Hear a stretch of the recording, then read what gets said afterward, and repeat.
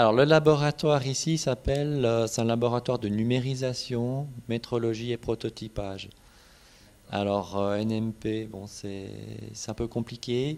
Moi j'aime bien le terme anglais où on dit que c'est du NMP, le sigle c'est New Manufacturing Process.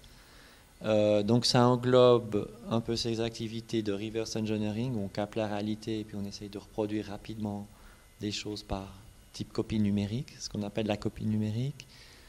Mais ça inclut aussi disons, ces nouveaux procédés qu'on essaye de mettre au point avec l'étincelage, où maintenant on essaye d'aller vers la réalisation de petites cavités, de petites formes, de petites, ça suppose aussi de haute précision. À la base, je suis physicien, j'ai fait des études de physique ici à l'université de Genève. Et puis assez rapidement, en fait, j'étais amené en fait à travailler dans l'industrie.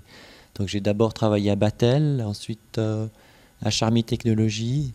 Ensuite, j'ai travaillé passablement dans le domaine en fait de la machine-outil. Donc j'ai aussi eu une formation, en fait, j'ai fait 2 années de sculpture. Juste après ma matu, avant de faire la physique. Et, pour moi, ça m'a donné envie de faire de la physique. Dans la sculpture, il est beaucoup question d'espace. Et la physique, c'est aussi comprendre l'espace. Donc, j'ai pensé que avec ce moyen-là, avec la physique, j'arrivais sans doute à mieux comprendre l'espace. Donc, actuellement, je vous avouerai que les questions sont toujours ouvertes. Donc ensuite, cette expérience professionnelle, j'ai travaillé plus de 10 ans dans l'industrie. Après ça, je suis venu en fait à l'école d'ingénieur, d'abord comme chercheur, et puis maintenant je suis professeur HES dans l'école, donc dans l'école d'ingénieur de Genève. Et je m'occupe de problèmes de fabrication ou au sens large, fabrication au sens large, manufacturing au sens large.